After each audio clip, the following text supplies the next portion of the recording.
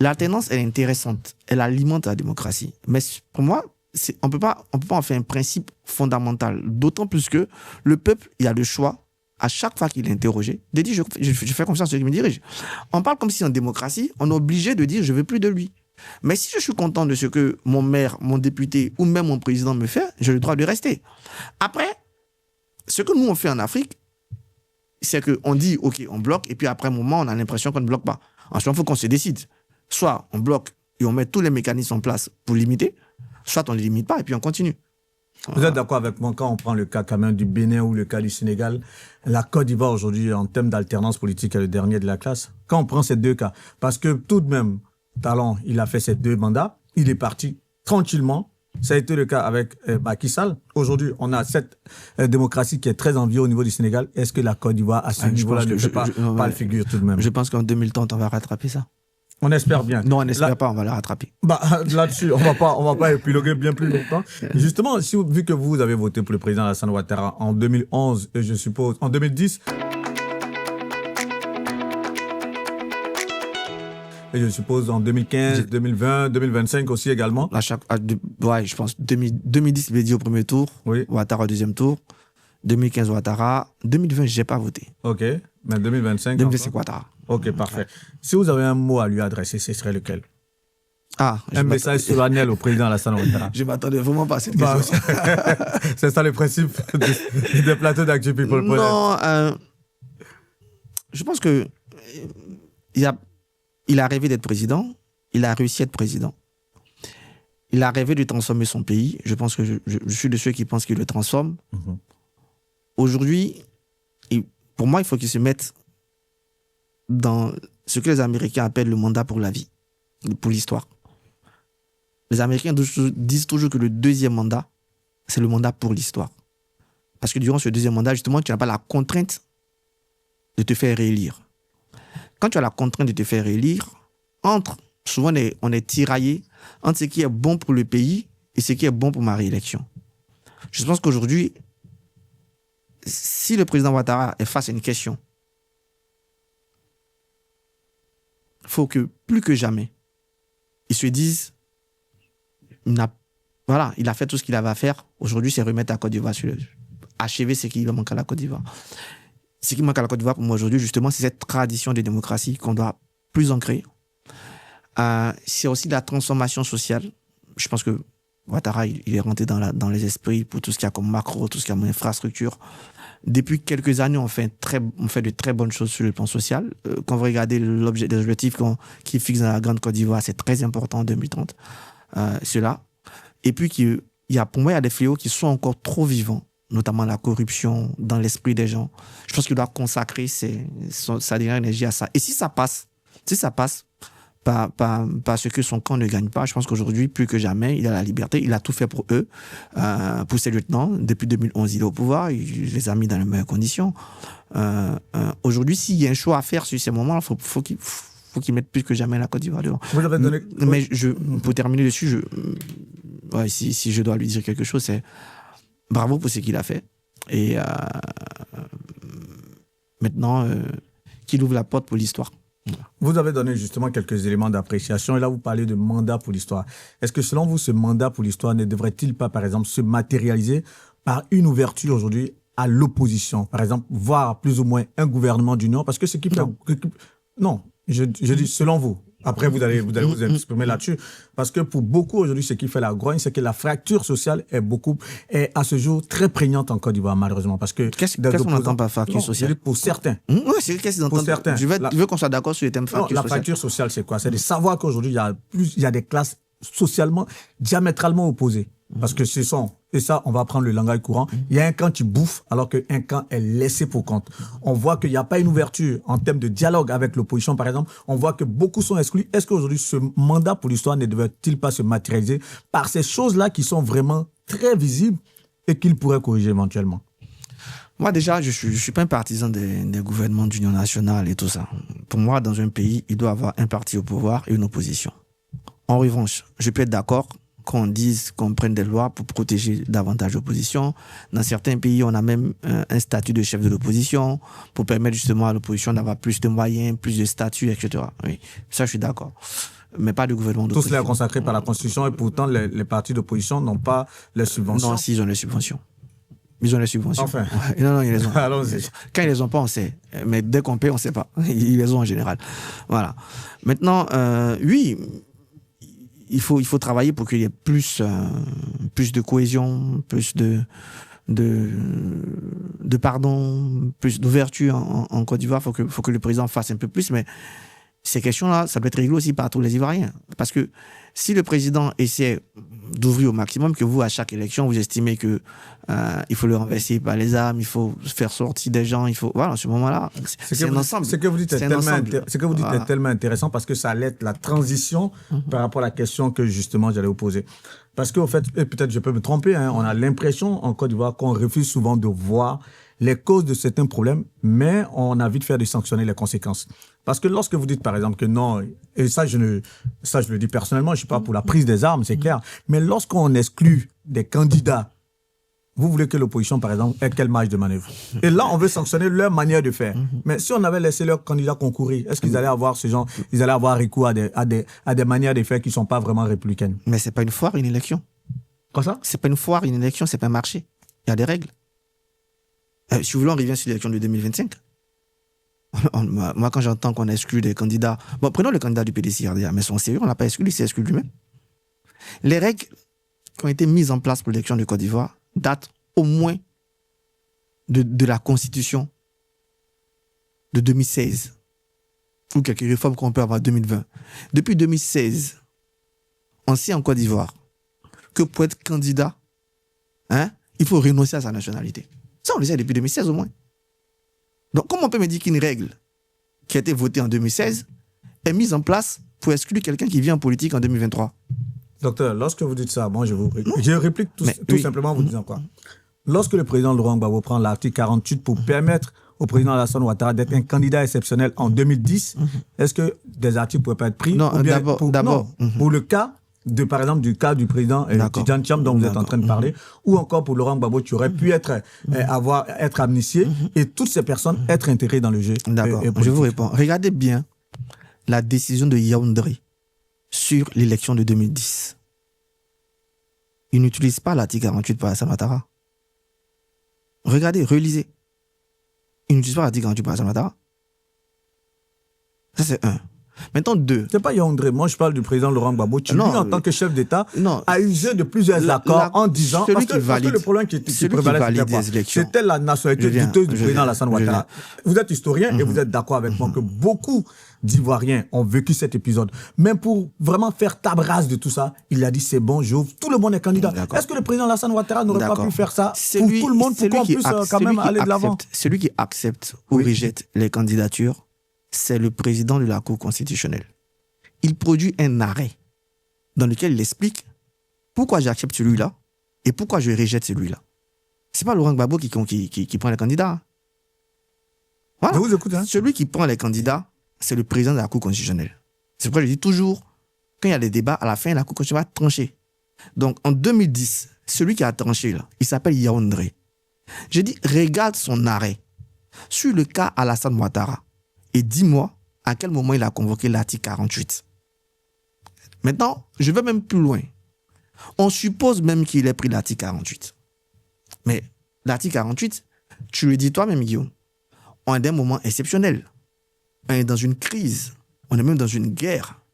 Et on décide ensemble de façon politique de le faire à l'issue des négociations. Mais à quel moment le PDC-RDA a réclamé, a demandé au président de la République une mesure exceptionnelle pour son candidat? Ils n'ont jamais dit ça. Vous pensez que le président Alassane Ouattara l'a demandé au président Laurent Gbagbo? Non. On sort de la guerre, on n'est plus en guerre. Alors, on est une république normale. Parce que, en fait, c'est ça qui est important dans la démarche. C'est ce que je dis toujours à mes anciens amis du PDC-RDA. Je dis, mais si moi je viens de commencer par dire, Guillaume, vraiment, tu as raison, je me suis trompé. Mais je pense que pour la démocratie en Côte d'Ivoire, on peut essayer de trouver des choses pour que je sois candidat. C'est différent de on veut m'empêcher d'être candidat de c'est un menteur. Mais vous savez de que ceci et de cela. le cadre que l'opposition avait trouvé, c'était le dialogue direct pour poser tous ces problèmes. Malheureusement, cette opposition n'a jamais eu droit à ce dialogue politique. Non. Le dialogue politique, c'est faux. Tidiane Thiam, là, il peut pas demander à rencontrer Alassane Ouattara. À chaque fois qu'il a vu rentrer dans Alassane Ouattara, il l'a rencontré. Est-ce qu'il n'a pas rencontré? Quand il a rencontré... Avant-hier même, là, sa chef avait parti saluer la première dame. Mais justement, quand il l'a rencontré, il a dit lui-même. Il a dit quand il l'a rencontré, le président Alassane Ouattara l'a assuré en lui disant en 2025 qu'il ne serait pas candidat. Et donc lui, justement, il était en phase, il était à l'aise, il disait j'ai tous les leviers pour aller à ces élections. Mais comme quand il disait aux militants du PDC qu'il n'y a pas de problème de rénonciation des nationalités, donc quelqu'un qui a déjà dit ça, je ne sais pas pourquoi on doit donner de la crédibilité à tout ce qu'il dit. Il a déjà dit aux militants du PDC via lui-même, via ses avocats, qui n'avaient pas de problème de nationalité. Et ils ont découvert qu'il en avait. Mais pourquoi on accorde du crédit à 200% à quelqu'un qui a déjà dit des choses qui ne sont pas justes? Pourquoi c'est lui qui aurait dit la vérité? Alors, Alassane Ouattara ne s'est jamais prononcé là-dessus. Je dis que si le PDC-RDA disait OK, comme il a reconnu lui-même plus tard, on ne connaît pas l'article 48. Je trouve que pour quelqu'un qui veut être candidat, ce n'est pas sérieux de ne pas regarder les conditions qui vont faire de toi un candidat. Si je présente le bac, la première des choses que je fais, je regarde les conditions du bac. Mais c'est pas grave. Je peux dire, OK, je ne l'ai pas compris, je ne l'ai pas vu, mais en ce moment-là, j'ouvre la porte à la négociation. Mais je suis en faute. Et je fais croire au monde qu'on veut m'exclure. Parce que je menace, parce que je suis populaire, mais personne ne va accepter ça. Personne. Donc, tu peux pas... Moi, je suis toujours étonné. Quand on sème du vent et qu'on se tente de récolter de la tempête, mais si tu as semé du vent, tu récoltes la tempête. Si tu as le bras de fer, en te disant la rue, mes réseaux, parce qu'il a dit, comme je suis populaire, comme j'ai des réseaux internationaux, comme j'ai les militants du PDCA, je vais forcer la décision. Là, tu ouvres la porte au bras de fer, allez, faisons-le. Le sujet Tidiane Thiam, j'avais voulu l'aborder dans la suite lorsqu'on allait parler de vous. Il n'y a pas de souci, il n'y a pas de problème, on va y revenir. C'est un sujet qui vous passionne. Non, c'est vous qui avez posé la question, c'est pas moi. Non. Je vous ai dit qu'on exclut des gens, donc j'ai expliqué. Que ce soit Tidiane Thiam ou Laurent Gbagbo, lui il a été exclu, mais vous êtes beaucoup plus appesanti sur le cas de Tidiane Thiam parce que c'est un sujet qui vous passionne. Non. Est-ce que vous avez vu qu'on en parle, le temps qu'on le développe plus tard, est-ce que vous avez un problème de personne, par exemple, avec Tidiane Thiam? Mais pourquoi j'en aurais? Écoutez, regardez, les gens ils font passer cette interview souvent quand ils veulent me chambrer. Mais j'étais l'un des premiers à dire que c'est une très bonne chose que Tidiane Thiam vienne dans la politique en Côte d'Ivoire. Mais quel pays ne serait pas fier d'avoir un enfant, quel parent qui ne serait pas fier d'avoir un enfant comme Tidiane Thiam? Moi, si j'ai mon fils qui a le parcours de Tidiane Thiam, je le bénis tous les jours. Que des gens comme Tidiane Thiam s'intéressent à notre pays, c'est bien. Et même plus loin, je vais aller plus loin. Si on a Tidiane Thiam de même président de la Côte d'Ivoire. Mais moi, j'ai déjà dit aux gens, j'ai déjà dit ça dans je crois sur TikTok. Tu me mets Tidiane Thiam avec n'importe quel gars de gauche, moi je vote Thiam. Tu mets Thiam, Laurent Gbagbo, Thiam, Blé Goudé, Thiam, Pascal Affinguessan, je vote Thiam. Même si le lendemain il doit aller en exil, je le vote aujourd'hui. Parce que entre vous êtes parti en exil, pourquoi? Je suis pas fou. Mais pourquoi? J'ai analysé mon pays. Entre ceux-là. Vous allez partir en exil. Non, mais vous faites un lapsus assez révélateur. Pourquoi on devait aller en exil? Parce qu'on a voté un candidat. C'est pas le principe. Le principe, c'est que si tu mets Tidiane Thiam avec tout cela, je vote Thiam. Ok. Même si tu mets Tidiane Thiam et certaines personnes de RAGP, je suis capable de voter Thiam. Parce que oui, c'est quelqu'un qui connaît l'économie mondiale, qui peut rassurer les marchés de par sa présence, qui a les réseaux, et après qui est du PDCI. Voilà. Mais c'est pas parce que je souhaite qu'il soit en vie politique, c'est parce que j'ai de l'admiration pour lui, c'est parce que j'ai un profond respect pour lui, même si les gens peuvent dire ce qu'ils veulent, que je vais accepter qu'on bafoue les règles pour lui. Que je vais accepter que tout ce qu'il dit est juste. Non, je n'ai pas de problème personnel avec lui. Si demain, on ouvre comment on appelle ça, la liste électorale, qui se réinscrire, qui fait une belle campagne et que je ne suis pas encore engagé politiquement ailleurs, mais ça reste une option pour moi. Mais en 2025, il n'avait pas raison. Il a bafoué les textes du PDCRDA pour prendre le parti, ce qui est injuste. Il ne respectait pas les règles pour être président de la Côte d'Ivoire. Il a voulu mettre le pays en danger en disant que c'est le pays qui veut l'éliminer alors que c'est lui qui ne respecte pas les règles. Voilà. Et moi, tout ce que j'ai fait, c'est d'avoir dit qu'il ne respecte pas les règles. Et mec, il a eu raison.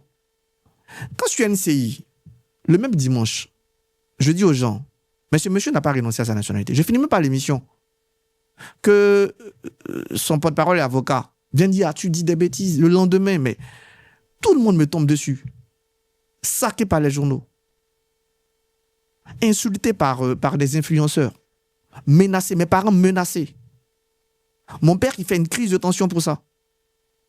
Et qu'à la fin, j'ai raison.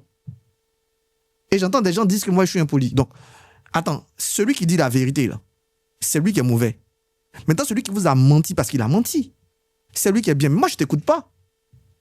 Moi, je ne t'écoute pas, je trouve que tu n'es pas sérieux. Parce qu'on est sérieux un coup. Entre celui qui dit ce monsieur n'a pas renoncé à sa nationalité. Et ses lieutenants lui-même mentent. Et 3 jours plus tard, il vient dire oui, on n'avait pas renoncé, maintenant qu'on renonce. Je pense que si vous m'accusez, vous ne me respectez pas. Vous ne respectez pas la Côte d'Ivoire, vous ne respectez pas la vérité. Parce que la vérité, c'est moi. Elle est de mon camp. Dans cette bataille, la vérité est dans mon camp. Donc c'est eux qui ont un problème avec moi, c'est pas moi qui ai un problème avec eux. Parce que moi, j'ai dit la vérité, eux, ils ont menti. On peut pas couler au pilori celui qui a dit la vérité et applaudir ceux qui ont menti. C'est que tu es de mauvaise foi. Et on trouve que c'est moi qui ai un problème. Moi qui ai dit la vérité. J'ai un problème avec ceux qui mentent. Mais je ne suis pas d'accord, Guillaume. Tous ceux qui soutiennent ceux qui mentent, c'est eux qui ont un problème avec moi. Parce que moi, je suis du côté de la vérité. Et j'ai dit la vérité. Le temps, même pas le temps, 4 jours m'ont donné raison.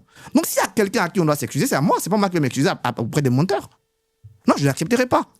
On pourra faire tout ce... Je dis toujours aux gens, non, ils peuvent revenir au pouvoir. Je vais leur dire la même chose. Que vous avez menti à vos militants, vous avez menti aux Ivoiriens. Mais c'est factuel. Donc, moi, je ne suis pas en faute. Au contraire, c'est moi qui me fais insulter. C'est moi qui me fais menacer. C'est moi qui suis qui perds des contrats. Parce qu'après ça, qu'est-ce qui se passe? Il y a plein de trucs pour qui je fais des études. J'étais directeur Afrique de l'Ouest Maghreb de la Fondation d'innovation de la démocratie, mais mes ballons ont commencé à partir de là. J'ai plus ce poste. Et c'est moi qui vais pleurer. Et c'est moi qui ai un problème. Moi, je dis la vérité, il y a des menteurs et on m'accuse moi.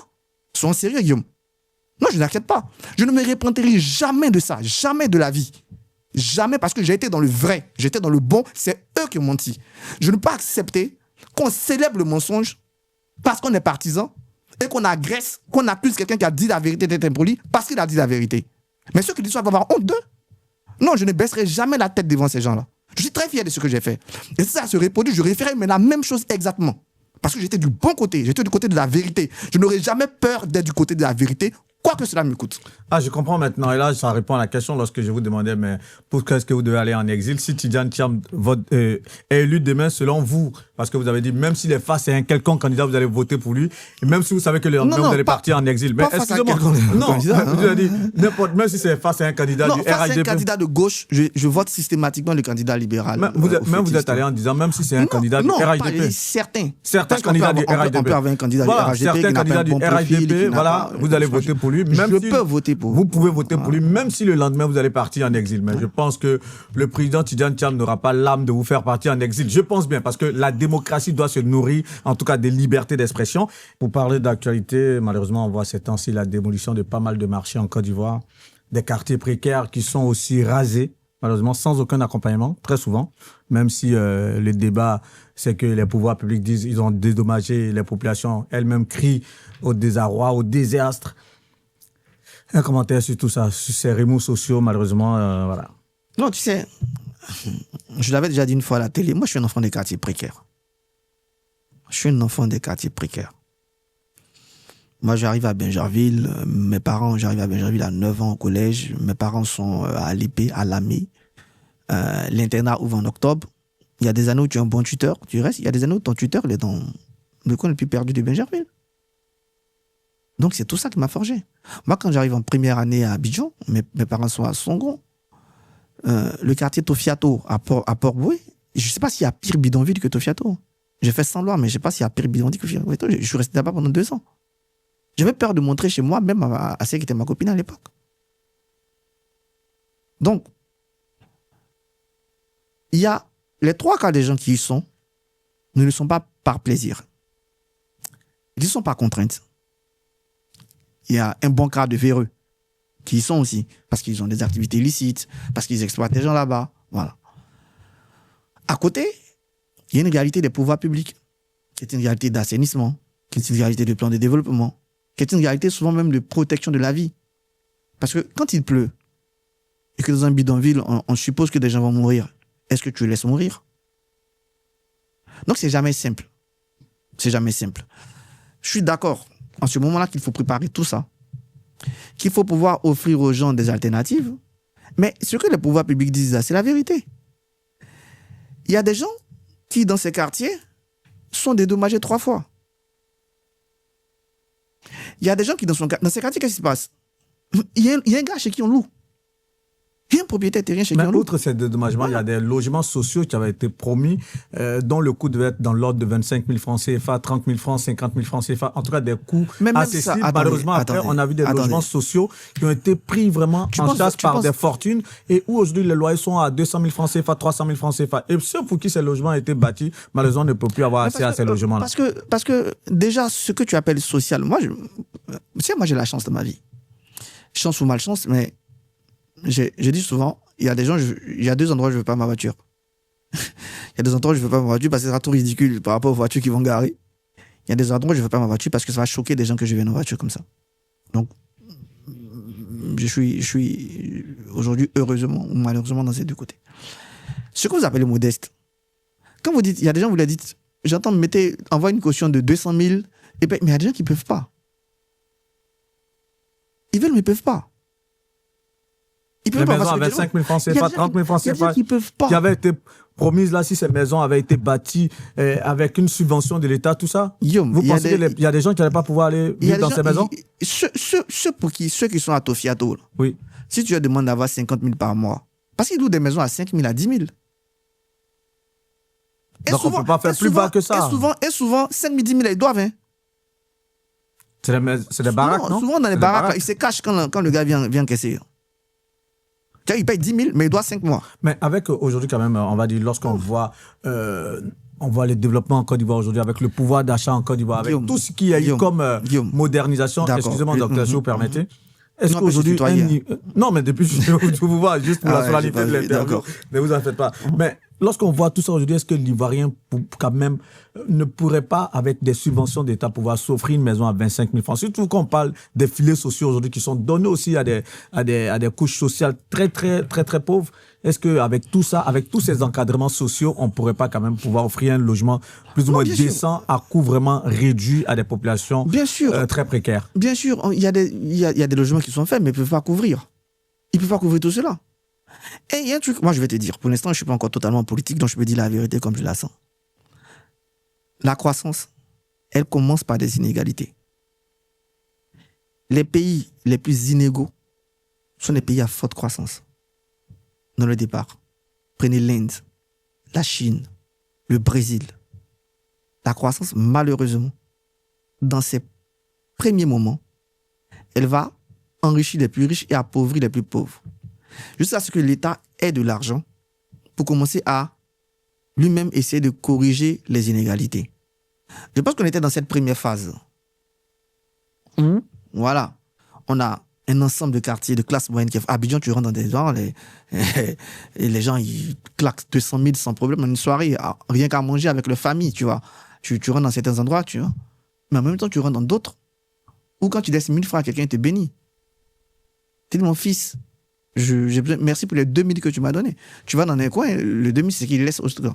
Donc, on est dans cette phase. Après, ce qui est intéressant, et ça, je pense que le gouvernement l'a compris depuis la fin GOM, avec les PS Gouv, c'est l'ensemble de mesures qu'on va prendre pour corriger maintenant ces inégalités. À travers quoi? La carte maladie universelle, à travers les filets sociaux, à travers l'école gratuite, à travers les transports gratuits, qui vont permettre justement aux plus faibles, quand un Ivoirien peut se soigner, peut se transporter, il peut aller grouiller maintenant, pour avoir ses 2 000, 3 000 pour manger, pour avoir ses 5 000, 10 000 pour chercher maintenant une petite chambre chez appartement, et puis commencer. Si on vous dit tout de suite, ça les politiciens pourront le dire, que dans 5 ans, c'est faux. Je te le dis, c'est faux. Je l'avais déjà dit, même pour les maisons normales. C'est que les cadres moyens, les gens qui ont l'argent, qui veulent une maison à Abidjan, on ne peut même pas. Je l'ai dit, on a fait une émission sur les logements. J'ai dit, arrêtez de croire qu'on ne pourra pas produire sur ces 5-10 ans autant de logements que de besoins. Donc, on aura toujours sur ces 5-10 ans le coût du loyer qui va augmenter. Mais la décentralisation aurait pu aider. Hein. C'est un leurre.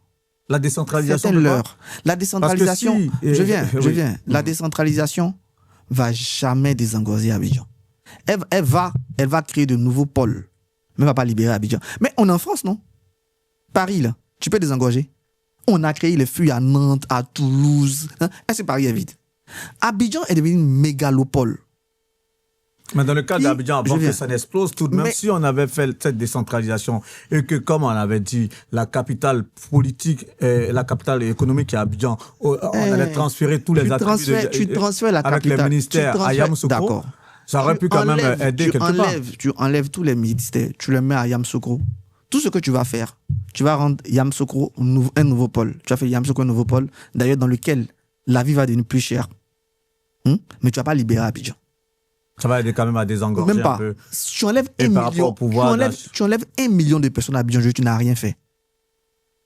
Ensuite, tous les ministères s'en vont. Ça ne fait même pas 200 000 personnes. La décentralisation est bien pour faire naître de nouveaux pôles. Mais c'est déjà le cas dans nos villes. Est-ce que tu voyages Est-ce que les conseils régionaux, je on ne viens. sait pas si... Moi, Oui. je prends le cas d'Aboasso, qui est la ville que je connais le plus. Quand moi j'étais petit, quand on quittait Ayebo pour Aboasso, on venait en vacances à Ayebo, qui est le village qui est à 7 km d'Aboasso. Quand papa veut nous faire sortir, puis il dit on va à Aboasso.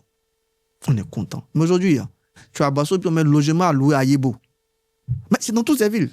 Tu vas à Daloa. C'est que des villages hors de Daloa sont dans Daloa. On a un phénomène d'urbanisation. Pour la première fois en Côte d'Ivoire, le dernier recensement a dit qu'on a plus d'urbains que de ruraux. Donc oui, la décentralisation va créer de nouveaux pôles, ce qui est très bien. Mais si tu penses que la décentralisation va libérer... Non, Abidjan, tu es obligé de créer des mobilités comme on essaie de le faire avec des BRT, avec des métros, avec des choses comme ça. Tu vas créer de nouveaux pôles, mais tu ne vas pas... Abidjan ne peut plus être libéré. Abidjan, il faut mettre Abidjan dans la catégorie de Londres, de New York, de Lagos, voilà, de Johannesburg. Tu peux créer d'autres pôles à côté, mais ces pôles-là seront toujours ça attractifs. ferait faire l'objet d'un thème de débat. Je veux avoir votre avis sur tous ces leaders politiques que je vais citer. J'aurais aimé qu'on parle de l'affaire Tidjane Thiam, Arthur Banga, mais vous êtes tellement revenu là-dessus. Non, mais j'ai répondu. Oui, je sais, vous êtes tellement revenu là-dessus. Un mot sur chacun de ces leaders ivoiriens. D'accord. On commence par le président Tidjane Thiam. Un mot sur lui. J'aime cette chanson de Tikenja. L'éléphant annoncé est arrivé les pieds cassés. Bon, il y avait beaucoup d'espoir dans ce qu'il devait faire, mais il a raté le décollage. Bah, c'est pas terminé. Il y a un nouveau moment politique qui va arriver. Bah, c'est à lui de savoir se remettre en cause. Déjà, se mettre en règle avec son pays. Et puis, essayer de repartir. D'abord, de rassembler son parti. Parce que pour moi, il n'y a pas suffisamment de bras ouverts à son côté. Regarde ce qu'il a fait à Kikawe, c'est méchant, il y a plein de choses. Donc, déjà, redémarrer la machine, qui a encore du potentiel. Un mot sur le président de GPS, Guillaume Soro, qui est malheureusement en exil depuis quelques années maintenant. Dommage. Dommage parce que il devait être un acteur, à mon sens, plus important que ça, dans le pouvoir, dans l'opposition. C'est-à-dire, soit il doit être l'un des grands animateurs du pouvoir, soit de l'opposition. Malheureusement, ce n'est pas le cas.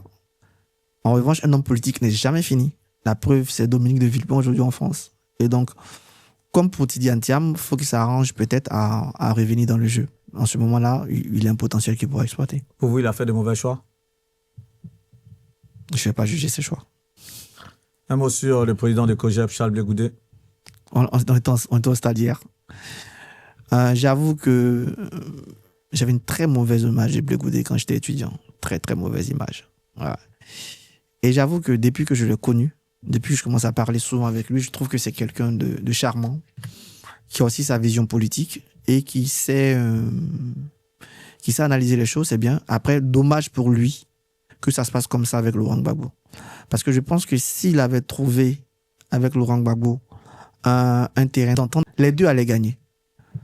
Parce que lui, il peut pas être... C'est difficile d'être l'héritier quand ton père, à la limite, ne te reconnaît pas. Mais je pense que de tous les héritiers, c'est celui qui a plus d'atouts pour porter l'héritage. Donc, s'ils arrivent tous les deux à faire la paix, la gauche peut faire mal autour de Blé Goudé. Bah justement, la rupture elle semble être consommée entre les deux. Est-ce que ça ne restera pas un plomb dans son aile, dans son parcours politique et dans son avenir politique? Bien sûr. Ça sera plus difficile pour lui de terminer sur une rupture avec Laurent Gbagbo que d'avoir. Est-ce que sans la tutelle de Laurent Gbagbo, vous le voyez vraiment avoir un bel avenir politique? ça sera plus difficile que d'avoir l'onction de Laurent Gbagbo. Ça sera plus difficile sans son onction. Un mot sur Assalé Timoko. Combatif, intéressant, mais je suis de ceux qui ne croient pas encore aux troisième voies. Elle peut être intéressante à l'échelon local, mais à l'échelon national, les troisième voies, c'est très compliqué aujourd'hui. Donc pour moi, ça sera ça sa grosse difficulté. De pouvoir implanter un parti national qui va peser. C'est un gros boulot. Bon courage. La nouvelle trouvaille, c'est le poste de vice-premier ministre. Celui qu'occupe le ministre de Brahima. Un mot d'abord sur le poste et son avenir politique. Sur le poste, pour moi, je pense que c'est un passage dans son évolution et que sans doute il aura l'occasion d'enlever le vice. Après, son avenir, je pense le passage au ministère de la Défense lui a fait beaucoup de bien. Parce que jusqu'avant le ministère de la Défense, il était perçu comme un homme de l'ombre, un homme de son grand frère. Et avoir réussi au ministère de la Défense fait découvrir un homme d'État. Et aujourd'hui, pour moi, il est clairement dans la demi-douzaine, si ce n'est le favori de cette demi-douzaine. En tout cas, au niveau du ministère de la Défense, il a battu un travail colossal. Et ça, après pour sécuriser la Côte d'Ivoire. Voilà, après, oui. Je pense, s'il devient Premier ministre plein, ça sera la prochaine épreuve.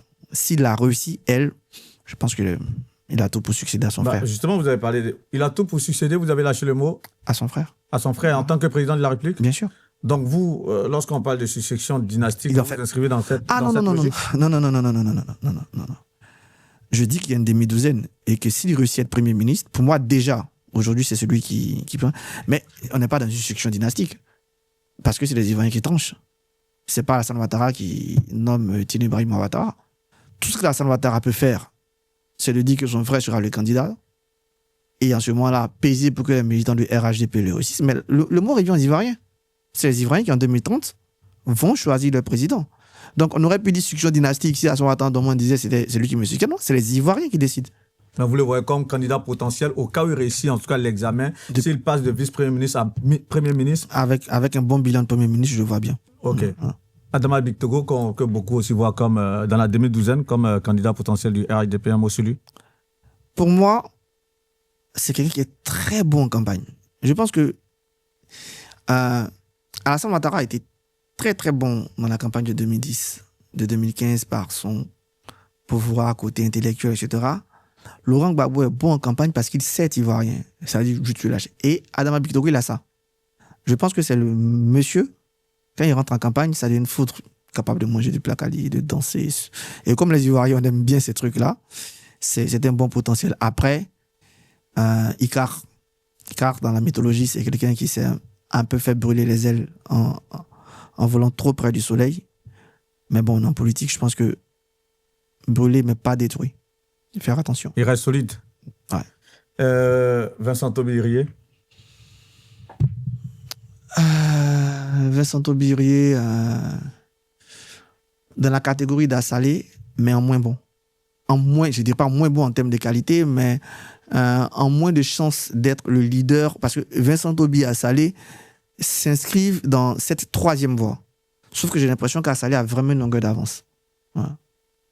Je ne vais pas commenter. On termine rapidement par le président Laurent Gbagbo. Tout à l'heure, vous avez eu un message à l'endroit du président Alassane Ouattara. Je ne vais pas revenir là-dessus. C'est le chef de l'État. On parle des leaders politiques.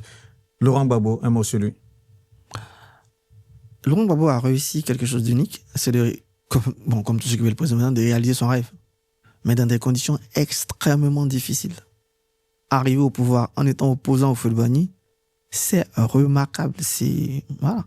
Et Laurent Gbagbo incarne la démocratie ivoirienne en ce sens que c'est celui qui porte ce combat. Après, pour moi, l'opposant Laurent Gbagbo a été largement déçu du président Laurent Gbagbo. Et dernier truc que je ne comprends pas, c'est que j'ai l'impression que Laurent Gbagbo a laï, c'est-à-dire de 2011 à 2021, avait plus de puissance, plus de charme, plus de lucidité, plus de force que Laurent Gbagbo libre. Parce que honnêtement, ce qu'il fait depuis 2021, je ne me l'explique pas. J'ai l'impression qu'il a lui-même, mais de la façon la plus simple, contribué à détruire tout le crédit qu'il a construit en prison. C'est autant Madiba c'est un vrai mythe en prison. Quand il sort de prison, il conserve son mythe. Et il meurt avec son mythe. Laurent Gbagbo, c'est incroyable quand tu vois les conditions dans lesquelles il est arrêté le 11 avril 2011. Et le mythe qui est créé, moi j'étais à Paris, mais les gens, ils marchaient, ils se levaient tous les jours juste à l'AE. Mais je regardais toujours, c'est incroyable. Même le jour où on l'a arrêté, je me souviens, j'étais à Champs-Schumann, à la gare de Neuilly-Plaisance, il y a une dame qui pleurait, mais pourquoi vous... Et tout ce mythe-là, pour moi, il est resté en prison. Et c'est bien dommage. On aurait pu parler de Simone Eybe Gbagbo, Pascal Affi-N'Guessan, Awa Don-Melo. Un mot sur les trois. Malheureusement. On prend dans l'ordre que vous voulez. Dans l'ordre. Affi-N'Guessan, Simone Gbagbo. Affi-N'Guessan, pour moi, c'est le plus grand symbole de l'irrégularité, de l'incohérence et malheureusement un vrai gâchis dans ce sens-là. Parce que soit Affi-N'Guessan décidait d'être opposant, dur, et en ce moment-là, il serait aujourd'hui l'un des plus grands leaders de cette partie radicale. Soit il décidait d'être, comme il a été à un certain moment, l'opposant constructif, aujourd'hui il gagnait beaucoup plus. Mais aujourd'hui il est à gauche, demain il est à droite, après-demain il revient ici, donc plus personne ne l'écoute. Plus personne ne lui fait confiance, ni au pouvoir, ni dans l'opposition. Et c'est bien dommage. Simone Eybe, un peu comme Blé Goudé, je pense que s'il y avait entente, ne serait-ce que politique, avec Laurent Gbagbo, elle aurait pu être beaucoup plus tranchante que ça. Ouais. Aujourd'hui, elle sait se mettre au-dessus.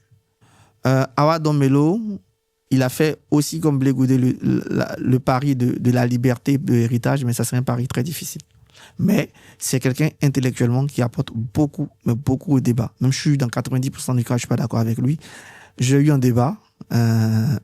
C'est l'une des rares personnes qui m'a impressionné en débat par la qualité justement incroyable de ce qu'il disait. Même quand je n'étais pas d'accord, même quand je trouvais des angles pour rentrer, je trouvais que c'était impressionnant ce qu'il faisait. Il y a des gens qui m'ont impressionné dans les débats. Blé Goudé par exemple, aussi. Pour terminer, surtout sur la liberté d'expression, la Côte d'Ivoire malheureusement a reculé de 11 places. Voilà. Et dans le dernier rapport d'Amnesty International, on présente la Côte d'Ivoire comme un espace répressif. Qu'est-ce que vous dites de cela? Ce recul déjà par rapport ce recul de 11 places et puis le fait que la Côte d'Ivoire soit vue comme un espace répressif par un rapport d'Amnesty International. Mais bon, c'est vrai qu'on a reculé de 11 places, mais la tendance, c'est ce que j'ai dit, quand on fait des analyses, il y a la tendance.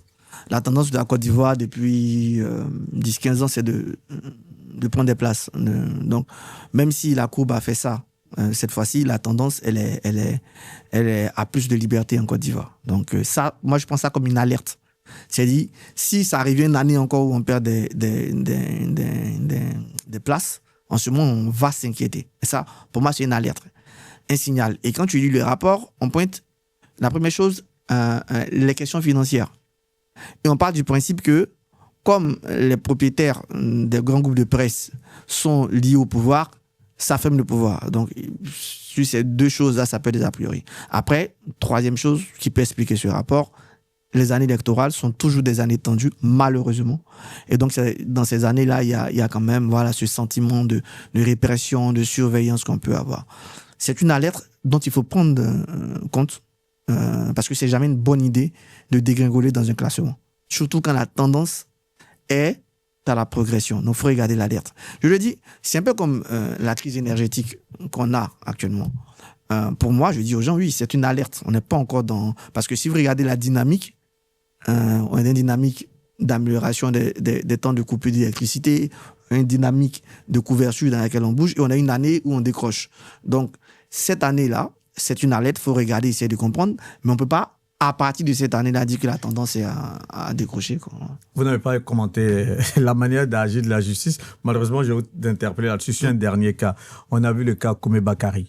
On a l'impression, malheureusement, que notre justice, elle est sélective. On prend aussi le cas du jeune Mehdi, le jeune pédocriminel, avec plusieurs accusations ouvertes, avec pas mal de cas, mais jamais ces personnalités, que ce soit Koumé Bakary, Mehdi et autres, n'ont jamais été inquiétés par une quelconque interpellation. Non, mais on peut pas dire que Koumé Bakary n'a pas été inquiété. Il a été entendu. Je pense qu'aujourd'hui, pour sortir du pays, il doit aller à la justice pour sortir du pays.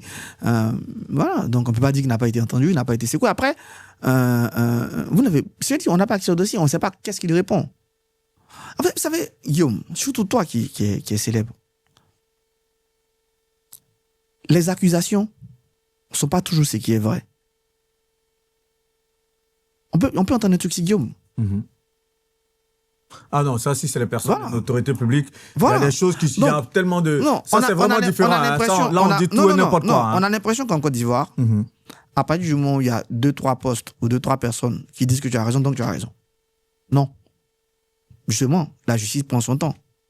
Sur certaines questions, on me dit, c'est peut-être nécessaire qu'elle prenne son temps. À Abidjan, Guillaume, la question du... Je ne sais pas si tu as un terrain à Abidjan, ou bien tu as un terrain à Abidjan. Je ne sais pas combien d'années tu as fait pour avoir ton ACD. Mais, moi, je peux témoigner. Les questions foncières sont délicates, y compris en ville, au village. Moi, je ne sais pas comment on fait pour avoir un ACD en moins de 10 ans. Je ne sais pas. Il faut 10 ans. Mais moi, ça fait 10 ans que je n'ai pas encore. Voilà, c'est pour ça que je pose la question. Voilà. Donc, c'est des questions délicates dans lesquelles il faut aussi arrêter. Vous savez, quand tu n'es pas accusé, c'est très simple. Mais quand tu es accusé, ça devient difficile. Donc, laissons la justice faire son travail. Et surtout qu'elle a interrogé. Et elle a pris des documents. Je pense que tôt ou tard, on le saura. En tout cas, merci de nous accorder cette interview. On va s'intéresser à vous, l'homme Arthur Banga, le docteur qui fait forcément parler. Et lorsque je dis vous faites parler, il y a beaucoup qui vous trouvent, surtout lors des débats, beaucoup qui vous trouvent vindicatif, agité, insultant à la limite, provocateur. C'est quoi l'explication à tout ça? Il y a beaucoup de choses, hein. Ouais. Non, provocateur, ça peut arriver. Ça peut arriver que je provoque, oui. Insultant, non, je crois pas. Je suis pas quelqu'un d'agressif. J'ai 3 enfants. Je suis prof. Donc, qu'est-ce que je dis à mes étudiants si moi-même j'insulte tout le temps? Souvent, sur les insultes, il y a des choses qui, comme je l'ai dit, bon, pour ordonner ma réponse à ce que je dis. Il faut comprendre une chose. Je l'avais déjà dit, mais je le répète.